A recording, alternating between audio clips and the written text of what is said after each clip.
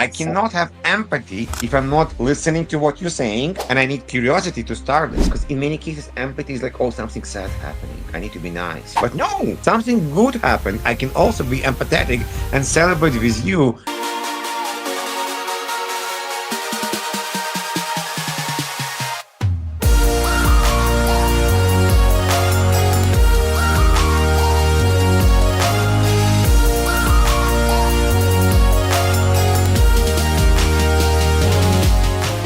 All right, welcome to another edition of Living Boldly with Purpose. And I'm Dr. B. I'm your host. And we're just finishing up a weekend, and Evgeny has decided that he's going to spend some time with us today. And as we talk about, what do we do in our lives? And I think about purpose. When I think about it, sometimes we forget to talk about all the things that are fun to do in life. Sometimes we just talk about, hey, go, get it done, make sure everything is the way we want it, because we got to go help people, right? Because I don't think you can live in purpose without helping people. But what's kind of unique is as Evgeny and I were talking before we came on live, is we were just literally talking about things that connect that we enjoy doing. So he's in Canada, I'm in Colorado. It's the middle of the winter right now. There are winter sports and there are summer sports. When I was an athlete, I happened to be a summer sport athlete. I was a track athlete. And so we had indoor track. And so we would run inside, and I got to, travel all over Europe and do all kind of fun stuff in the track world. But remember my life as a kid. I remember playing hockey, where we'd have to get up and get ice time at 5 a.m. And I'm so thankful to my mom, who was willing to get up at 4 something in the morning to take me to a cold ice hockey rink so we could go around and do stuff. And now I look back on it, and like, would I do that with my kids? Would I take them? And then a couple of weeks ago, I have a grandchild.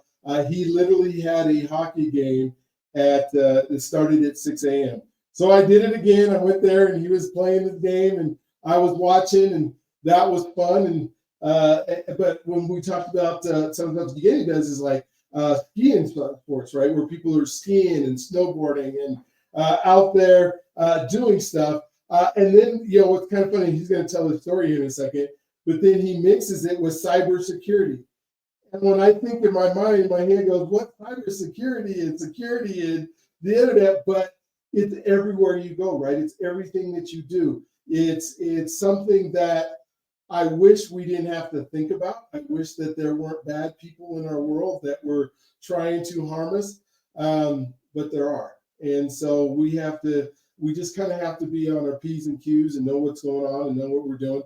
But that doesn't mean we can't live in our purpose. That doesn't mean that we can't learn the skills and things that we need to create relationship. And I hope we get to talk a lot about relationships, because relationships are everything. And sometimes we get on these, especially with social media and stuff, and we become isolated, and we don't spend time on relationships. And so, Evgeny, I'm just excited that you're here today. I can't wait to hear your story. We'll start out with that, because I know you have an interesting one. Not everybody gets to live in Toronto, Canada, and so somehow you got there. Whether you were born there or you got there some other ways, Got love there. to hear that, Got and there. then we'll chop it up after that. So, welcome to the show. Thank you for being part of it. First of all, thank you for having me in the show. I watched the YouTubes before. Like you're a very humble host and very relaxed, very interesting as well. So I'm gonna start with the story, but I'm not gonna start the story from the beginning. I'm actually gonna start the story from here and go backwards, if it's okay. Okay, that's cool. I like Uh, that. so I've been working for myself for probably around 2.5 years. Before that, I used to work for a company called Horjovic Group. And any of you in US, if you watch Shark Tank, you may know Robert Horjovic is one of the sharks. So I actually worked for Robert for 17 years in cybersecurity space. And for the last 2 years, I have my own consulting company where I help big companies in cybersecurity. I help other consulting companies how to deliver services better. I help vendors in cybersecurity. Besides this, I also have two podcasts in the cybersecurity. And I'm gonna go back a second. I wrote a book about technical skills, soft skills and technical sales that doesn't Okay. want to focus There you somehow. go. There it is. And because I'm an architect, I kind of decided to call it architecture success because I'm doing architecture work in cybersecurity quite a lot. And it's interesting because you mentioned giving back. I'm a second time immigrant. So Okay. English is my third language. When I moved to Israel earlier in my life and I moved to Canada, people's always help me.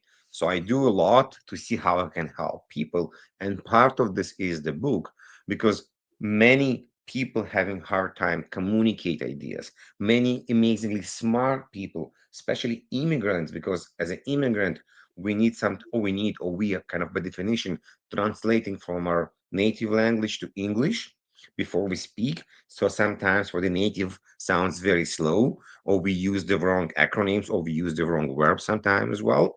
But the people in many cases are very, very smart. Not just immigrants, of course, everyone very smart. But the technical folks sometimes want to communicate in a technical jargon. I have this joke. If you put an accounting person and developer in the same group and tells them only to use the acronyms you use with your friends, they're going to lose each other in about 10 minutes because Mhm. nobody will understand what they're talking about. So for this, we need to learn how to use metaphors. We need to use how to use different languages, examples, understand, guide people. So all this come to my mind. So while I'm a deeply technical person, I believe that communication is fundamentally important. And it also got broken during COVID. Because Mhm. even right now, you and me are recording not in the same location, we are recording virtually. So meetings became virtual as well. And during a virtual meeting, we have several screens. So it's become harder and harder and harder. And I'm kind of digressing right now from my story, but it is a part of my story. Yeah, of Because course. from a very, very early age, I like communicating, I like telling stories. But in the same time, I had quite a lot of speech issues. I will speak very quickly. I will straddle. I will sweat like crazy, and I Mhm. will be afraid that people don't understand me. Amazing, like dating was hard when I was a teenager because you have a pickup line, and the lady's like, "What? What are you saying?" It's like, "Shit." So this was hard, but in the same time, it was kind of strange because if I tell a joke, the Mhm. joke will be flowing. But when I go and kind of start or introduce myself with the crowd, I will be so it was hard. Yeah. But I had this motivation inside me that I want to be heard. And then when I was in the army in Israel, I was in the Navy 5 years. I was learning network security and I decided to try some stuff back on the base. Stupid mistake. Of course, it was not very smart. I got caught. They knew that I was just trying to learn, so not very bad. Mhm. But they told me as a punishment, it's an army, you have to do something. You're going to present to the base why it's bad to mess up with the network of the base. This was just like horrifying. Mhm. I didn't know what's going on. I didn't know what to do. I knew everybody on the crowd, but I couldn't speak normally. And what I'm getting with this was just like the beginning steps to show me how I can change, motivate myself to connect to part of purpose of my life because I like to educate and I learned to slow down. I learned to relax. I learned how to embrace failure. I was actually got to the point that I will look, okay, what's gonna be my next screw up? And I had few of them, like one bigger than enough. I remember I was moderating a panel and we just began the panel and I needed to basically tell who is the people in the panel. And at the Mhm. same time, it was very dry in my house, and I had blood coming out of my nose. So the moment I opened my mouth, I felt blood coming out. I did that. I closed my eyes, like, "Hi, we have here." Like, guys, I have blood coming out of my nose. So you present Wow. yourself, and I'm gonna go clean and come back. So I Uh-huh. was like laughing and crying at the same time because it was around 200 people in a crowd, like even so it was virtually. Or the other day I was presenting to about 95 people and I couldn't figure out my screens, it was going to a different screen somehow. So you all have these failures, but you kind of learn to go with the punches, so you smile in the wave and you can Mhm. fix it. And it's important because it's not like it's one day I decided that I'm going to be relaxed. There was steps, there was things to do. We'll talk about breathing and fear because it was a very important part of my journey, Mm-hmm. and it helped me a lot. It helped me with straddling. It helped me with voice. It helped me to understand, have like a watchdog, like a CPU allocated to me to understand how I'm talking. Back to the story, I worked for 17 years for Horjove Group as a firewall engineer, all the way to VP of architecture and design. So I worked with large enterprises in Canada, in US, many different banks, in Europe as well. And definitely there, I needed to present to people. So I'm not Mm-hmm. talking about like public speaking about 100 people, talking about 10, 15 people. But guess what? You're going to Texas. They have no idea about your accent. You're like an alien for them. Like Yeah. seriously. Like this was for me, it was the hardest state in US. They couldn't understand my accent at all. So I needed to find a different ways to communicate. And guess what? The moment I put passion, like the really knock it all the way to my presentation. People like, whoa, I didn't understand everything he was saying, but oh my God, this guy is so fascinated about these firewalls and its architecture. This probably have to work. This is just amazing. There's no Mm-hmm. way he will be so excited about this. So I realized passion is Mm-hmm. just phenomenal. If you're saying the stupidest things ever with passion, it may work as well. But definitely, if you're saying smart stuff, people will connect better to this. So passion became an important, oh, always part because I like what I'm doing about my journey. But also I realized that sometimes even if overcrank it a bit, it's still good because in many cases, people very hi, hello, I'm Evgeny. I came here to teach you about cybersecurity. I'm gonna talk like this for the entire 2 hours. Everybody gonna fall asleep, but don't worry, it's gonna be very interesting. Whereas, or like, hi, I'm Evgeny. We, like today talk like what, where, hi. People lose. People don't have attention span. People really Mm-hmm. want to connect with you right away. This way we have TikToks. This way we have YouTube Shorts. This came from somewhere. People just want to hook right away, like, "Ooh, I like you. This is an interesting topic. Let's understand more what we can talk about it." So this has became a very important part of my life. So half technology, half this. Before Canada, I worked in a big company in Israel called Checkpoint in cybersecurity. And before that, I spent 5 years in the Navy. Very interesting, learned a lot about technology, about how fixing stuffs. And I guess before that, school, I moved from Ukraine when I was 11. Actually, I moved from USSR even before it became Ukraine when I was 11 to Israel. So had a bit of travel right now living in Toronto, doing a variety of stuff and quite happy about it. So four different countries.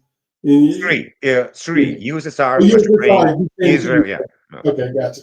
And so you stayed in the same place where you were when they changed it over to Ukraine and then Israel. And the big move to Israel, was that your parents who moved, or was it you Yeah. decided? No, Okay, I so was still 11, so my parents moved. okay, yeah. So you were 11, and new parents, and then was that after you were an adult that you decided to go to Toronto or to Canada, or what was the? Interesting because my sister moved before. Then my parents decided to move to Canada as well. I stayed in Israel. Then I came to visit my sister. She just had a baby, so I came to visit, be a good uncle. And I actually found a job in Canada, so I came back, kind of tell my previous company, Checkpoint, hey, I'm moving to Canada, and I moved after a few months. Gotcha. So I guess a lot of the questions, you're in cybersecurity.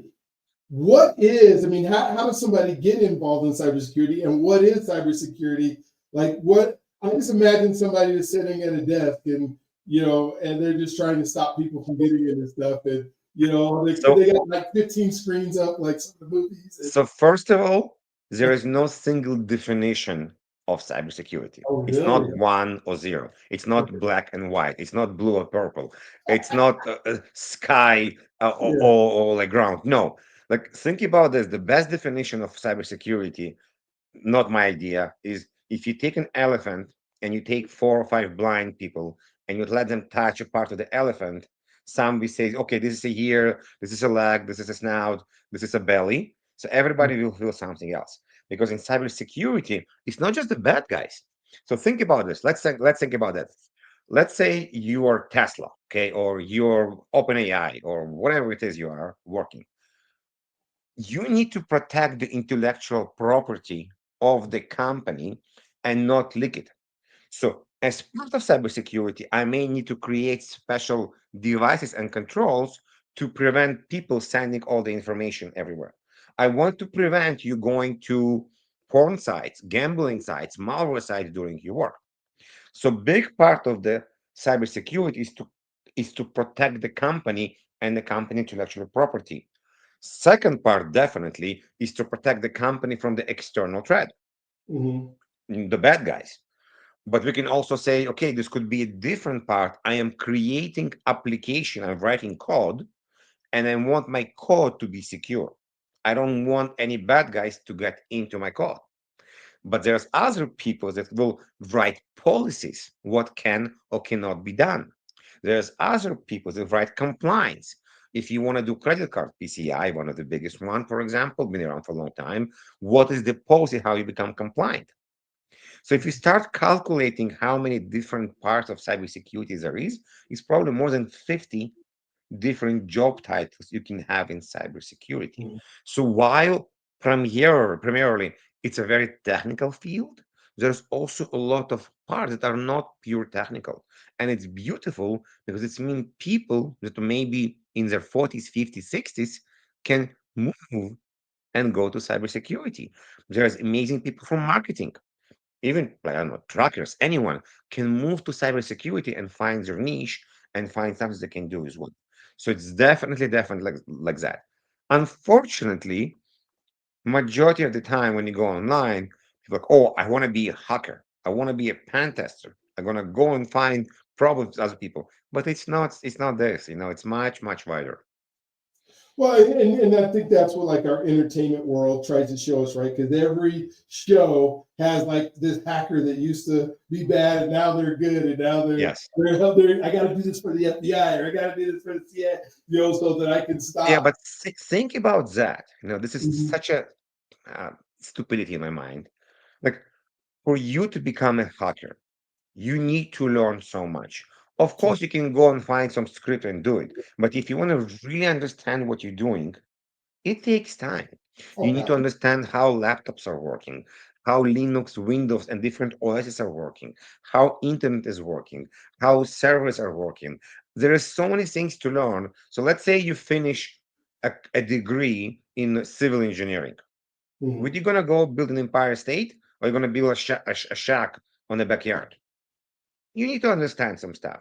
So this is the difference that people say, I'm gonna become a pen tester, I'm gonna be like good hacker.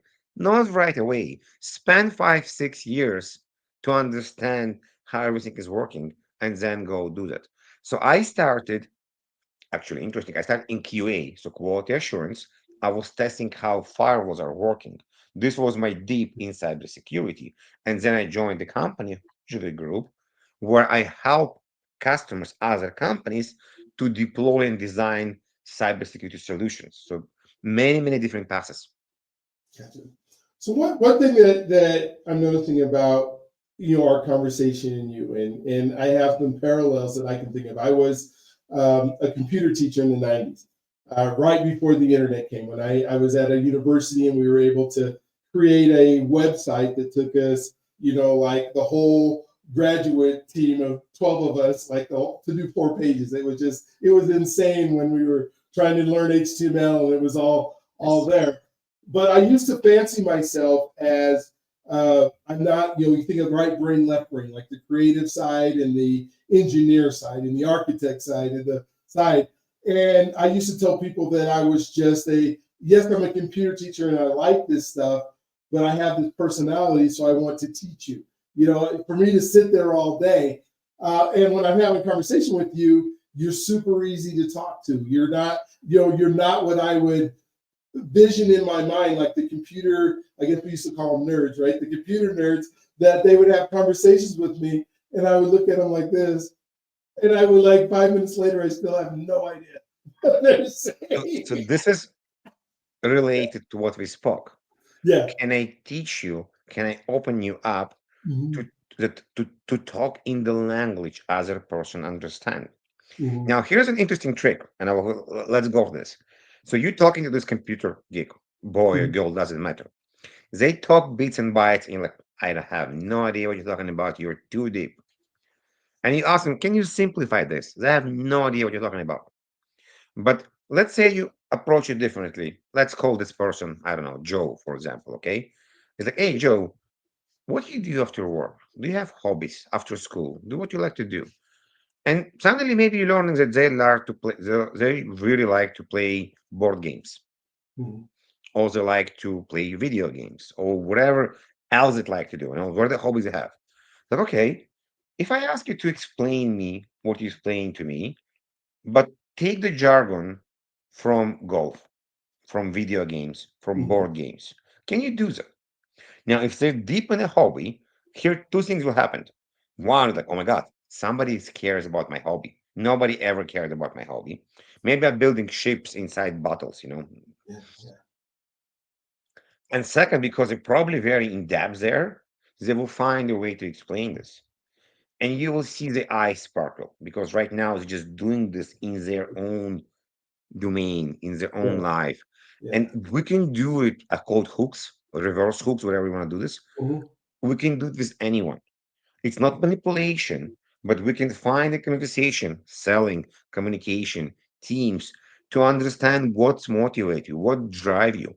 Because in some cases, when you talk to someone, let's say you want to buy a car or a truck for companies that doing moving, Mhm. they don't really care about the car. They don't really care if it's Dodge, Ford, Ram. They don't. They care about how much it's going to cost, how often they're going to break, how much it's going to maintenance. They don't care about the type of radio, the rims. So depending on the level you're talking to, they Mhm. will care about different things. No, I'm not saying it's good or bad. It's just people care about different parts depending on where they are in life. So finding out what they care about, and then because that's in my life is in my world is communication, and that's I was a communication major. I broadcast. I mean, I love to talk and create relationships. However, I do find it sometimes when I do talk to folks that are, um, like really into, especially nowadays with gaming and social media. I'm trying to make sure I always find something that I can relate to. Well, I haven't played a video game since Pong. I mean, I'm probably being a little bit, facetious about, but I don't mind with my kids or whatever. And so I want to relate. What are some things that I could do to make sure that because I want to enter their world to be able to have common ground. And I'm not saying that it's impossible to do, but are there ways when you're talking to folks and you're helping folks on to kind of say, okay, we got to be able to communicate in relationship.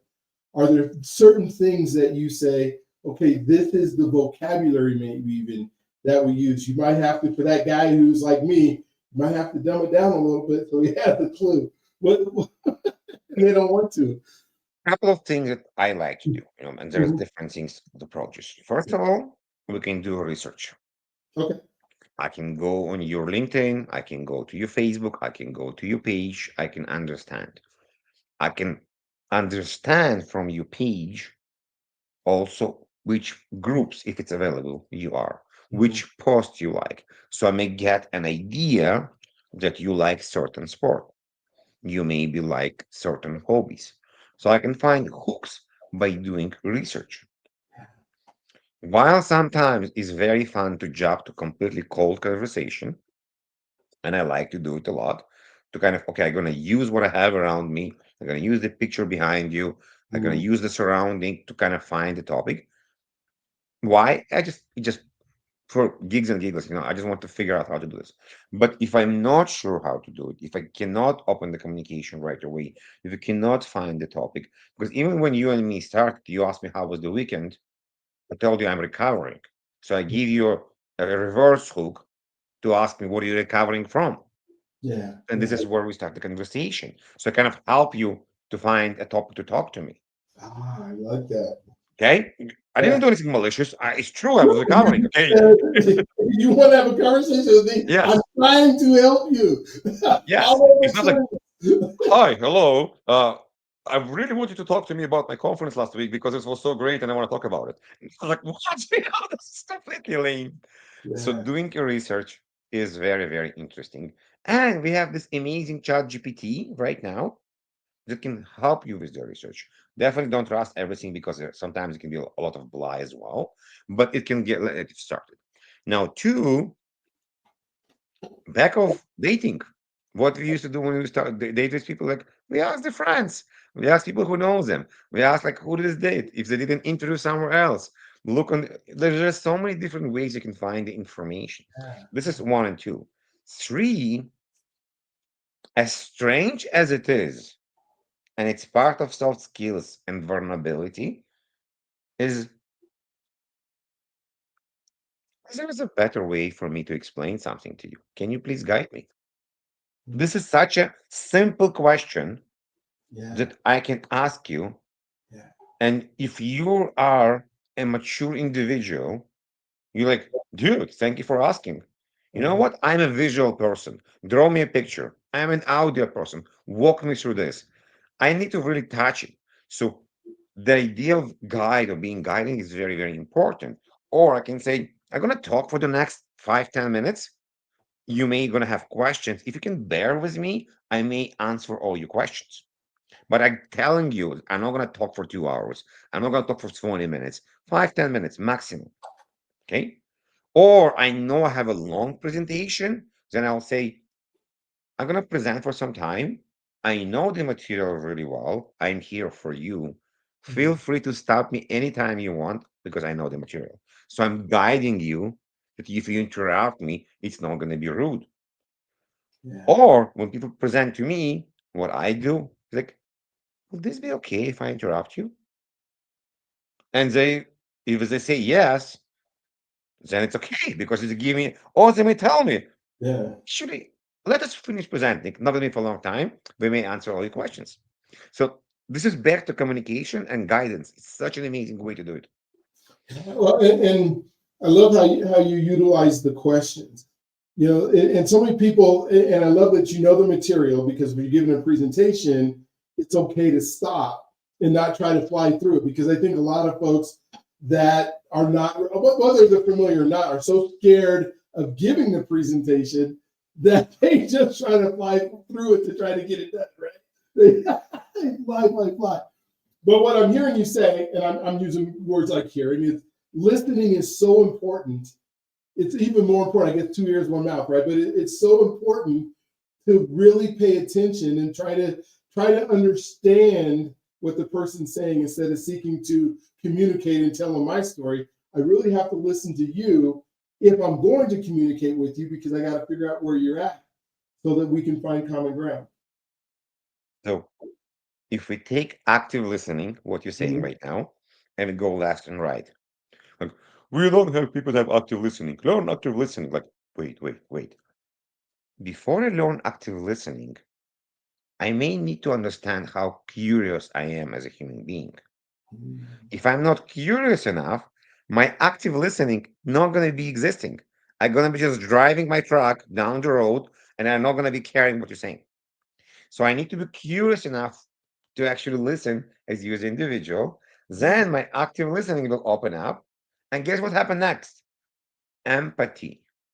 Empathy, I yes. cannot have empathy if I'm not listening to what you're saying, because I'm Mhm. not listening, then there's nothing to empathy with. And I need curiosity to start this. And when empathy open up, I Mhm. may be, because in many cases, empathy is like, oh, something sad happening. I need to be nice. But no, something good happened. I can also be empathetic and celebrate with you your success. I'm loving this conversation because it is more in depth than I usually get into this, which I'm just loving. And when I think about like our identities and shaping those identities, the individual who is not curious, if you care about others and you have an identity that goes into caring for people or wanting to truly learn, the curiosity has to be there, right? What does an individual who's not curious look like? Is that they just all self-involved, or I'm so curious. Here's the, I don't understand that here's person. the interesting part.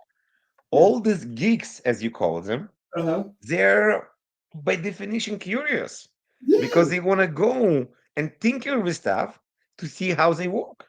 Mhm. electronics, mechanics, programming, they all very passionate and curious to spend hours of hours to understand something. So if you want to go deeper in this conversation, Mhm. you know what in many cases the problem? What's that? Fear of judgment. Ooh, I like it. I like it. So they don't want to, they don't know. Many is afraid to open up because they think going to be judged. Somebody will take a tomato and throw tomato on them. So when you ask this individual, go present your ideas, like, are you freaking nuts? I Yeah. want to be hiding behind my screen. Yeah. So if we talking about the part, we're talking about fear to open up, Mhm. but fear is not always bad. Because fear, in many cases, will stop you doing stupid things. If you see a kitty cat on the street, you're probably not afraid, only if it's like a crazy kitty. If you see a lion on the street, I hope you're going to run away, or not run away, depending on the lion, but not approach. But fear and excitement become very close to each other, almost like hate and love. Because with fear, I don't know the outcome. If I tell you, present to me, and I'll give you money, ice cream, tell you how great you are, you may open up and present. But until you know, you're not doing this. And excitement, very similar to fear, but I know the outcome. If you take a child, you have grandkids, you know how it is, and put them on a slide, they will be scared, scared, scared, scared, scared, scared, until they went one time and now again, again, again, again, until you want to go home, but you don't want to go home. They just translated the fear to excitement. And where I'm going with this, Yes. we can take a mental model of fear and translate it to excitement. Now, it's you say it's very easier than done. It says than done, but it's capable because the moment I understand part of the problem, I can find the solution. Ooh, what if every time I need to present, I'm actually excited because it's a new people, it's a bigger crowd, it's more important topic.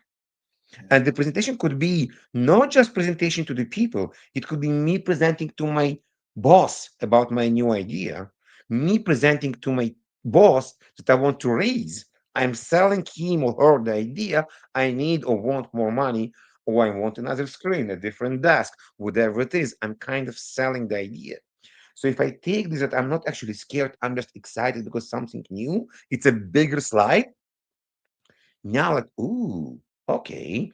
Now the cogs are shifting and I can do it. Yeah. And to add to this, if I may, there's tools. We remember I was talking about breathing in the beginning of the recording. Yeah.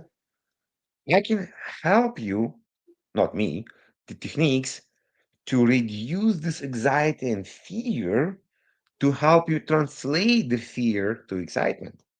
So if you're so scared that the only thing you can think about it is this, it's going to be very hard to do anything else.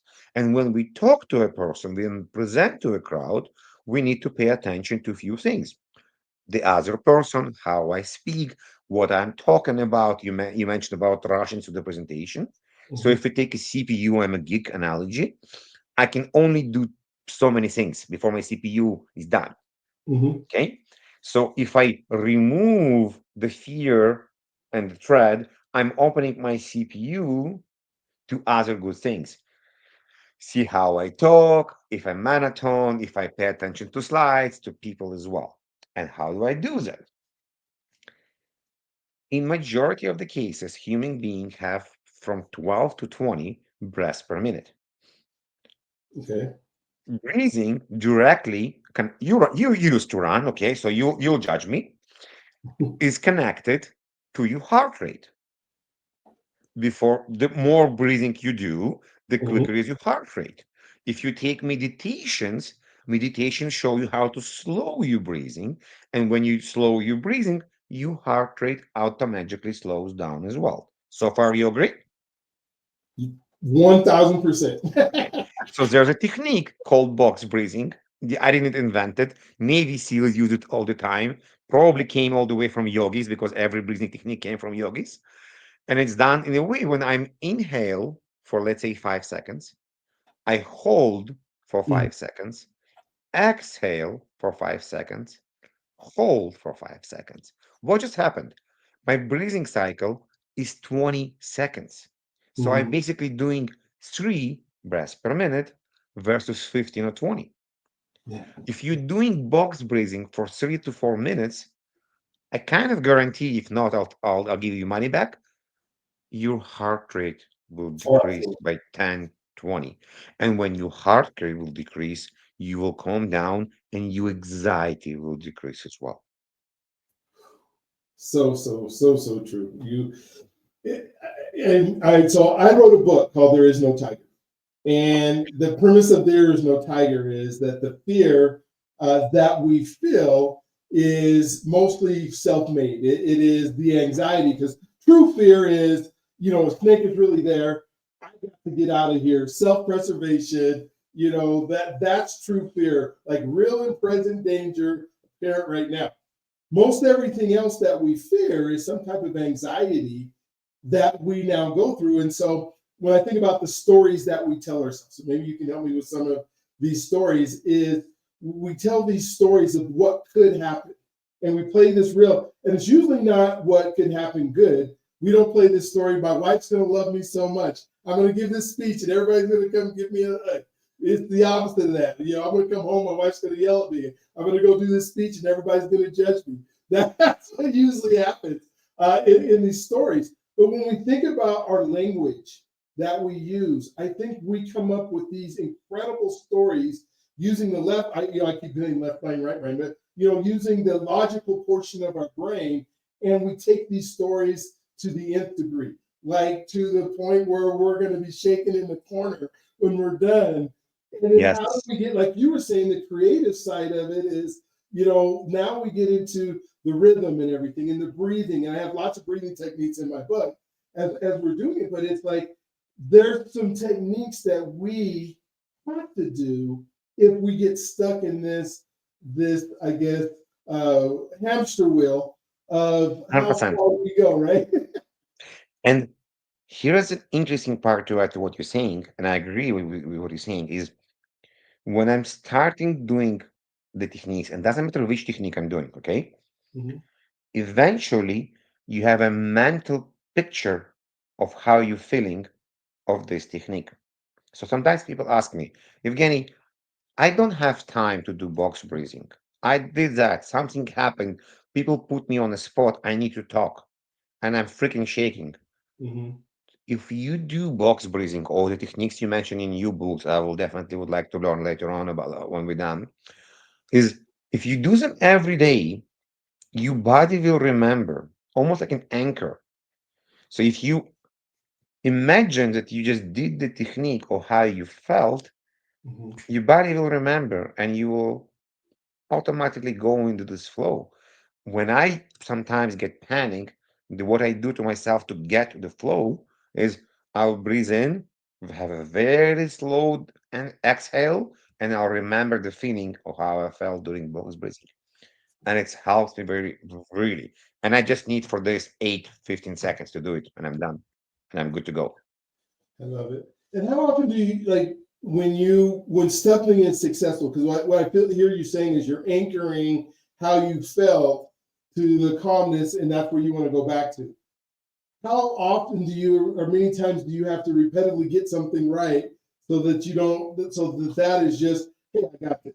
This I, isn't, I don't I think about think like if you start doing a technique, it. if you do push-ups every day, box breathing every day, just kind Hmm. of a bit to continue this, it will by itself go inside. There is different techniques like NLP that talk you about how anchoring stuff well. So, for example, when you have a child, when you have a grandchild, when you graduate university, when you won a race, if you can sit down and remember the time, how you Hmm. felt, what happened, you can anchor this feeling. Like whatever is the greatest moment in your life, you got married, whatever it is for you, you can anchor it to something. And even there is an idea, we're kind of going to psychology right now, of physical anchoring. Like I Hmm. can take my ear or take my finger, and when I get to this point, I kind of snap it to anchor it there. I'm sure all of us know when you go near a person and this person, a man or a woman, use some kind of a perfume that you know from your past, you automatically remember your ex or remember somebody that you Yeah. know is using the same perfume. It's the same idea. It's anchoring, but using smell. It could be bad anchoring because you feel a smell and like, ooh, and Mhm. you remember the scene in your life that we had this anchor, the smell as well. I love it. I love it. When I think of, you got a shirt on that says soft skills, and I'm trying to understand or try to think of the difference between, or what is a hard skill compared to a soft skill, and what are maybe some of the soft skills we should be working on in our lives, whether it relates to cybersecurity or not. What are the soft skills that we should to work on that allow us to be, I guess, in relationship communication, be able to do our jobs better? Kind of talk about that for me. Definitely. So first of all, I would say in the industry, good question. The way I like to explain this is with the hard skills. Mhm. We if we do the same manipulations, we expect the same answer. So chemistry, mathematics, mechanics, in most of the cases, we expect the same answer. With Math is soft math. skills, not the case. Yeah. Simple example, okay? If I ask I found this chat GPT about this. If I ask chat GPT, how you doing, how you doing, how you doing, how you doing, it will answer, I'm doing well, I'm doing well, I'm doing well, I'm doing well. If I ask Brian, how you doing, how you doing, how you doing, on the fifth time, he told me, Evgeny, what's wrong? You can punch you in the face.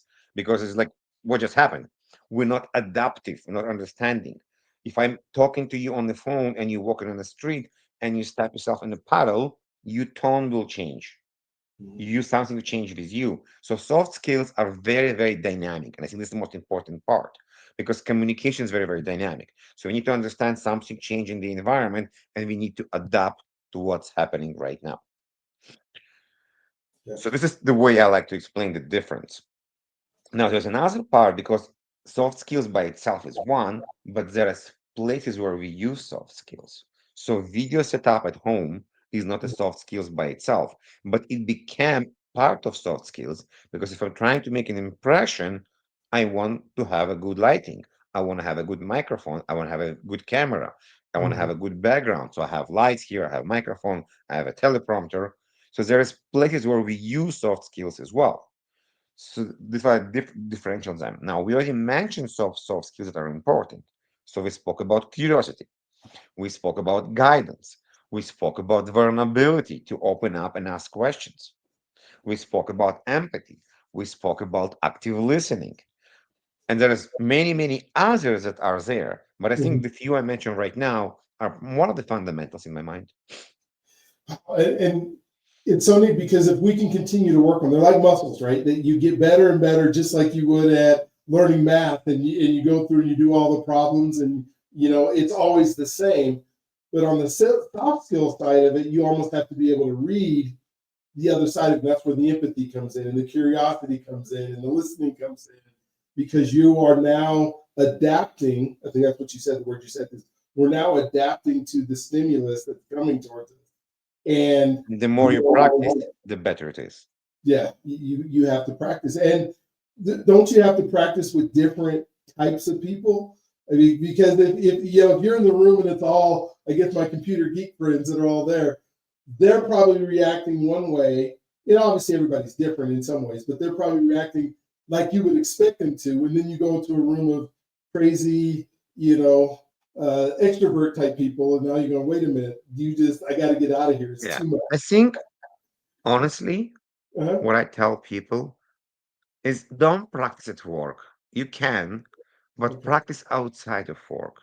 Ooh. Not practice, experiment outside of work. Experiment. Okay, gotcha. So simple examples. You mentioned about different type of people. The best exercise I think a person can do is to try to talk to a cashier when they're buying groceries. This gentleman or woman standing there for 8 hours, not an easy job. Can you make them smile? Can you find a topic to make them smile? And if you make them smile, you achieve two things. One, you did your homework, you spoke with someone. Two, you just make somebody day much better because they smiled. And you have no idea who they are. You may don't see them ever in your life, or maybe you do if you're buying the groceries in the same place. This could be other ideas when you're standing in line somewhere. Don't be stuck on your phone all the time. Look around and talk to the person around you. Complain about the weather, complain about the lines, whatever it is. So, this idea of practicing everywhere works a lot. When you know it's too much, when your kids telling you, Dad, we don't want to go with you anywhere because you talk with everyone, you're probably doing it too much. Okay. Well, and so I'm glad you brought up the weather because that's like the one thing, or there's several things you can always talk about. But no matter who it is, no matter whether you've ever talked to them or not, you can always say something about the weather to start your practice in your conversation. If you have no clue Yes. what to say, whether you're complimenting, I used to get in trouble when I was doing sales and stuff because I would genuinely see ladies that there was something I liked about what they were wearing. Like, those are really cool shoes. But I would leave it at that, or that's a really nice blouse, or that's a really nice, I like the colors on you, or something like that. What I realized is I needed to add on to that and say, that's a really nice blouse. My wife would look good in that. As soon as I Right. say that, right, now it takes their guard down. I'm no longer trying to be the guy who is trying to hit on them. They can Yes. actually receive a compliment. Yes. But that had to come through practice and going, wait a minute, dude, you're these people are like they're ready to kill you right now. And then I think interesting part when you get to the moment when you open up for vulnerability, when you open up to kind of not Mhm. always have the laugh or not always gonna have the what you expect is you join a call, you meet someone like, I know you from somewhere. Don't Like I I know think you? we are related. I think we are still there. Just people. So one is kind of nicely goes, and two almost like a shock. It's like, what do you mean you know me? How do you know me? So you kind of intriguing them. So there's so many different vectors of attack, if you can say this, or vector Yes. to approach is crazy. And the more you're doing that, the more fun it become because in a way it's like a game, like a good game. Nothing bad about it. Yeah. Well, you talk about curiosity and us being curious, right? What you just said there sparks curiosity in them because you're saying, "Don't I know you from somewhere?" All of a sudden, they're now curious to figure out, and we all want to solve problems. I think that is one of the biggest things we do. And so when you can present even a simple problem like, where do we know each other from? We love to solve problems. One of the things that I'm really learning about now that I'm getting older is when I think about success or fulfilling our lives or being in purpose, right? I think there's a few things that as human beings that we do. Learning is something we get excited about. We get excited about getting more information and then being able to take that learning to create something because we love to create. I think we love is a thing. We want to be in connection. We want to be in relationships.